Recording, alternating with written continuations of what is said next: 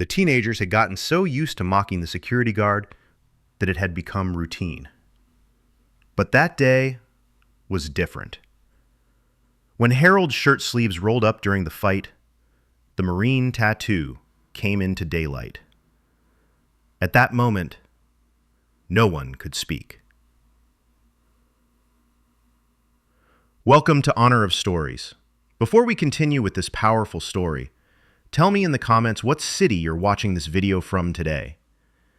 And if you believe stories like this deserve to be heard, subscribe to the channel and help us honor these unforgettable moments. It was 2 o'clock on a Saturday afternoon at Valley Plaza Shopping Mall. The weekend crowd moved through the corridors with purpose and leisure. Families pushed strollers past store windows displaying the latest fashions. Teenagers clustered near the food court, exchanging gossip and laughter. Children pressed their faces against toy store displays with wide-eyed wonder. At the main entrance, beside glass doors that caught the afternoon sunlight like mirrors, stood a man who seemed as permanent as the building itself. Harold Jennings was 65 years old, medium height with shoulders that carried the weight of decades. His dark blue security uniform was always pressed and clean, though it hung slightly loose on his aging frame. A black radio crackled occasionally on his belt, and his worn leather shoes had walked these same marble tiles thousands of times. He had been working this post for 10 years, and to most shoppers, he had become as invisible as the decorative plants flanking the entrance. The local teenagers knew him differently. To them, Harold represented everything they rebelled against. Authority, rules, the mundane adult world they weren't ready to join. He was the man who told them to keep their voices down, who confiscated their skateboards, who reminded them that loitering wasn't permitted in the mall corridors. They had developed various names for him over the years. Mall Cop, Rent-A-Cop, the Fossil. Behind his back, they would mimic his slight limp, a detail from his past they knew nothing about. In their teenage minds, he was simply another obstacle between their freedom and a good time. "Here comes the fun police," muttered 17-year-old Jake Morrison as he spotted Harold from across the concourse. Jake walked with the swagger of someone who had never faced real consequences, flanked by his usual crew, Mason Rodriguez and Tyler Bennett. All three attended Westfield High, played on various sports teams, and considered themselves untouchable in their small, suburban world. "I bet he's been standing there since the mall opened," Mason laughed, adjusting his leather jacket with practiced coolness. "Probably has roots growing into the floor by now." Tyler, the most aggressive of the three, cracked his knuckles with anticipation. "Want to have some fun with Grandpa? I'm bored out of my mind." They approached Harold's station with teenage arrogance and casual cruelty. Harold saw them coming. He always did. After a decade at this post, he could identify trouble from clear across the food court. His jaw tightened slightly, but his posture remained steady and professional. "Good afternoon, officer," Jake said with mock respect, emphasizing the word in a way that made it sound like an insult. "Having a busy day fighting crime? Catch any dangerous jaywalkers?" Harold's response was measured and professional despite the disrespect. "Good afternoon, boys. Just doing my job. I hope you're enjoying your visit to the mall." "Oh, we always enjoy our visits." Tyler stepped closer, deliberately invading Harold's personal space, "especially when we get to chat with our favorite security expert here." Mason joined in, emboldened by his friend's laughter. "Tell us, Harold, what exactly qualifies someone to stand by a door all day? Is there like a special school for professional door watching?" Other shoppers were beginning to notice the confrontation. Some hurried past, clearly uncomfortable with the teenagers' behavior. Others slowed their pace with morbid curiosity, wondering if the situation would escalate. Harold felt the familiar knot forming in his stomach. This scene played out regularly. Different kids, same disrespect, same challenge to his authority. He endured it because he needed this job, and because fighting back had never solved anything in his experience. "I'm here to help keep everyone safe and ensure people can shop comfortably," Harold said quietly, his voice steady despite the growing tension. "If you boys don't need any assistance, I'd appreciate it if you'd move along. You're blocking the main entrance for other customers." "Blocking the entrance," Tyler's voice rose with mock indignation.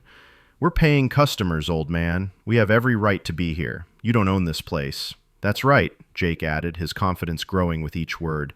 "Maybe it's time you learned that you can't push people around just because you wear a cheap uniform and carry a plastic badge." The confrontation was escalating quickly, and Harold could feel the eyes of other shoppers on them. A mother with 2 small children hurried past, clearly wanting to avoid any potential conflict. A group of elderly women whispered among themselves, casting disapproving glances at the teenagers' behavior. "Boys, please," Harold said, trying to keep his voice calm and authoritative. "I'm asking you nicely to move along. There's no need for this kind of behavior."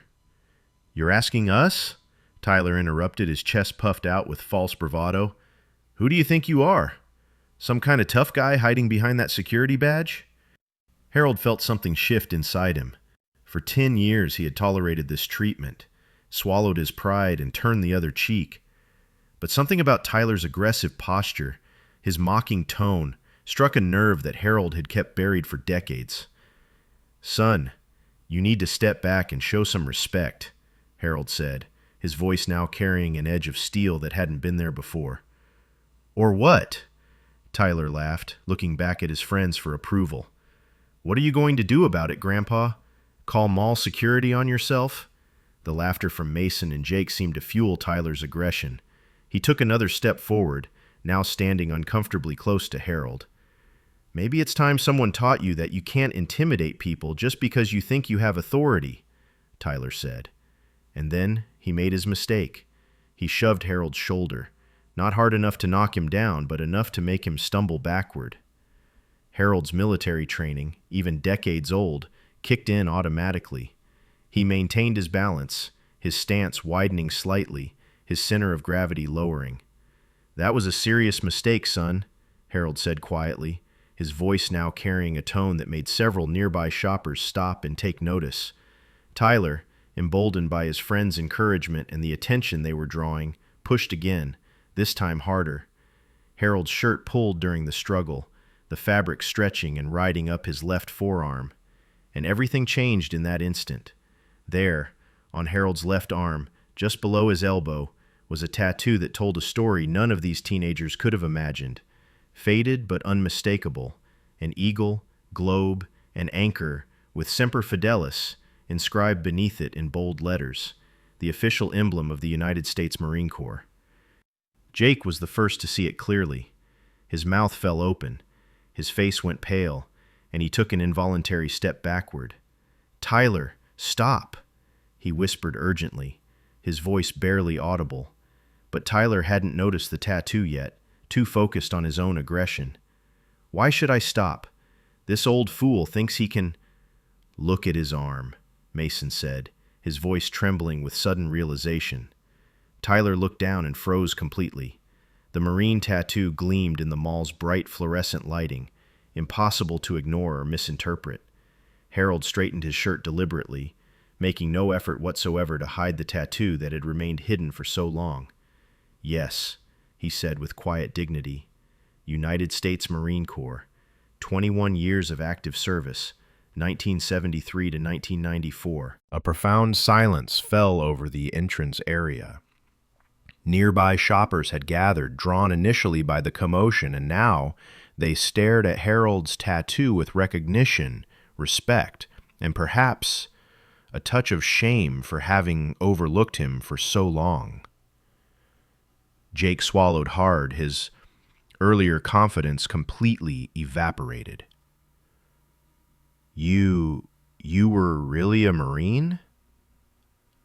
"Once a Marine, always a Marine," Harold replied firmly.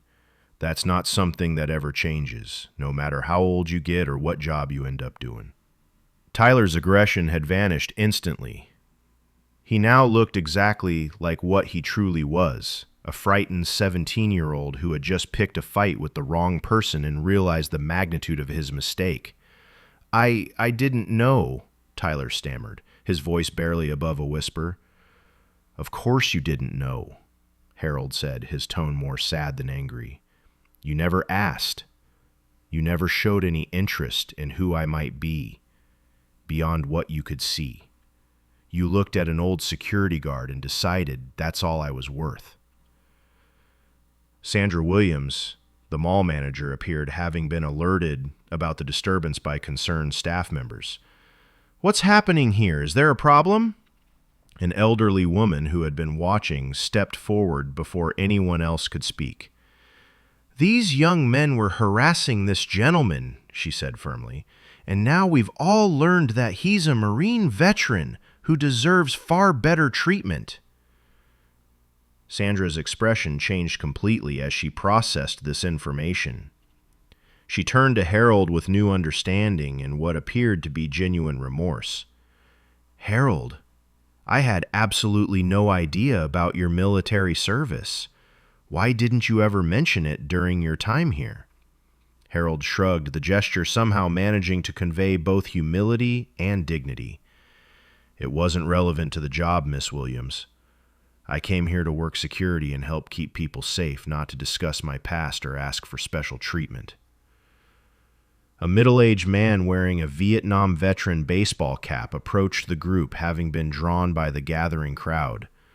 "What unit were you with, brother?" he asked Harold with obvious respect. "2nd Marine Division, Camp Lejeune," Harold answered without hesitation. The man nodded with deep respect and understanding. "Army myself, but Marines have my eternal gratitude and respect. Semper Fi, brother. Semper Fi," Harold responded. And for the first time that day, he smiled.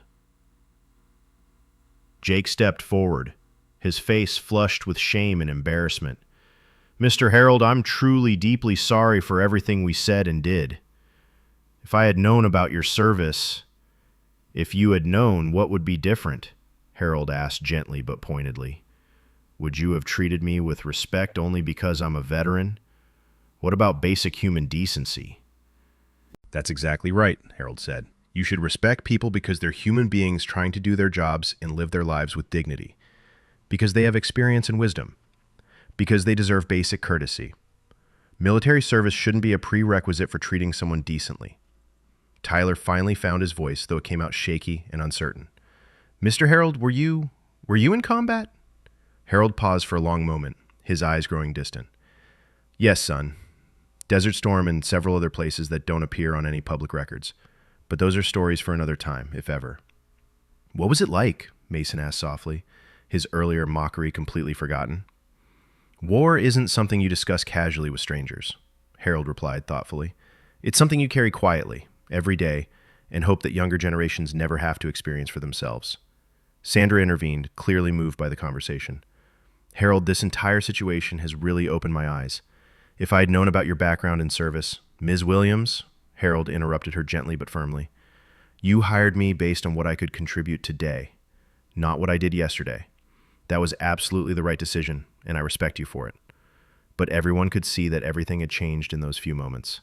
The shoppers around them looked at Harold with completely different eyes now, with respect, admiration, and perhaps some shame for their previous indifference. Jake pulled out his smartphone. "Mr. Harold, would it be okay if I took a picture with you? I'd really like to show my friends and family." Harold smiled warmly. "Of course, son. But can I ask why?" "Because they should all know that we have a real American hero working here at our mall, and that I was lucky enough to learn something important today about respect and service." "I'm not a hero," Harold said humbly. "I was just a Marine doing my job, same as I'm a security guard doing my job now." After they took the photo, Tyler asked quietly, "Mr. Harold, if you don't mind me asking, why do you work here? Don't you receive military retirement benefits?" "I do receive benefits," Harold replied honestly. "But sitting at home watching television isn't really living. I want to contribute something, to serve my community in whatever way I can. It's simply who I am." From that day forward, Valley Plaza Shopping Mall became a completely different place for Harold Jennings. He wasn't just a security guard anymore. He had become a mentor, a living piece of American history, and a bridge between generations. Jake, Mason, and Tyler became his most vocal advocates, sharing his story with other teenagers throughout the school and ensuring that he received the respect and recognition he had always deserved but never sought. Thank you for watching Honor of Stories. If this story moved you, please share it and subscribe to our channel. Heroes walk among us every single day, often unrecognized and unappreciated, until someone takes the time to really see them and learn their stories. The next time you encounter someone in a service role, whether it's security, maintenance, food service, or any other job, remember Harold's story. Behind every uniform is a person with unique history, experiences, and dignity that deserves your respect.